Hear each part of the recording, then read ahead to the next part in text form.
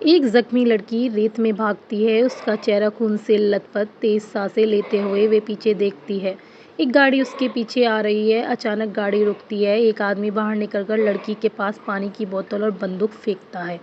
लड़की तुरंत पानी पीती है, बंदूक उठाकर लौट करती है। वह उस आदमी को मारना चाहती है, लेकिन उसका निशाना गलत होता है। गाड़ी वाले ने मौका पाकर लड़की को अपनी गाड़ी के नीचे कुचल दिया।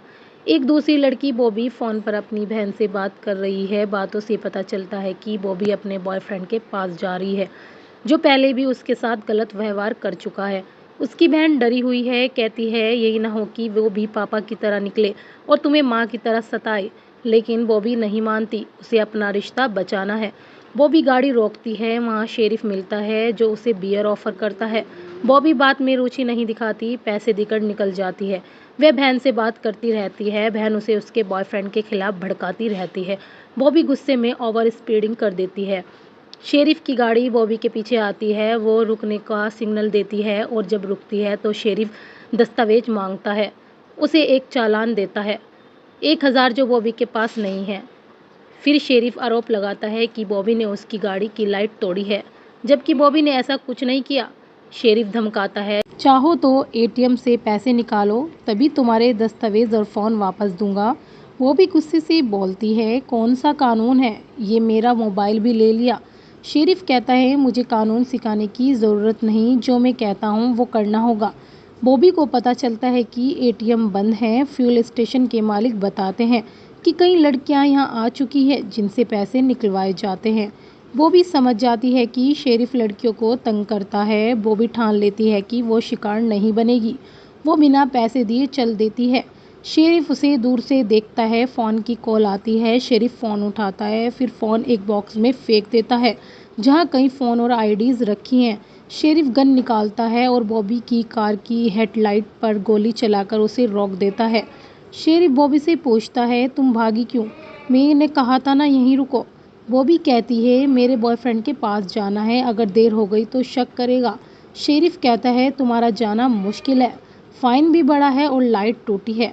वो बॉबी की तलाशी लेने लगता है। बॉबी को सब कुछ गलत लगने लगता है। शेरिफ कहता है, तुम्हारा लाइसेंस मेरे पास रहेगा, फाइन भर के वापस ले लेना। बॉबी जल्दी निकलने लगती है। शेरिफ पीछे से टायर पर गोली चलाकर उसे रोकता है। कार रेत में फंस जाती है। वो भी समझ जाती है कि शेरिफ उसे मारना चाहता है। पैदल भागने लगती है। एक आदमी से पैसे चुराकर वे राहत की सांस लेती है। एक वेटर आती है। वो भी कॉफ़ी ऑर्डर करती है। तभी शेरिफ भी आता है। वो भी घबरा कर वॉशरूम की तरफ भागती है, पर कोई बचने का रास्ता नहीं मिलता।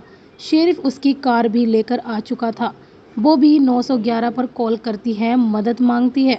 वो भी अपने बॉयफ्रेंड को कॉल करती है, बताती है कि शेरिफ उसके पीछे है, लेकिन बॉयफ्रेंड शक करता है। शक की वजह उसे धोखा देने का आरोप लगाता है। वो भी अपनी बहन को कॉल करना चाहती है, लेकिन कॉल में शेरिफ की आवाज़ सुनाई देती है। शेरिफ वहाँ उसे उसका लाइसेंस, मोबाइल और चाबियाँ वापस करने आया था। ये देखकर वो शॉक रह गई कि एक आदमी का बिहेवियर इतनी जल्दी कैसे बदल गया। सब कुछ नॉर्मल लग रहा था तो उसने अपनी बहन को भी कॉल करके कह दिया, नहीं, शायद वो मेरा वहम था, अब यहाँ सब कुछ ठीक है। इधर दूसरी तरफ जिस आदमी के पैसे बॉबी ने चुराए थे, उसने पैसे चुराने का इल्ज़ाम एक मासूम वेटर्स पर लगा दिया।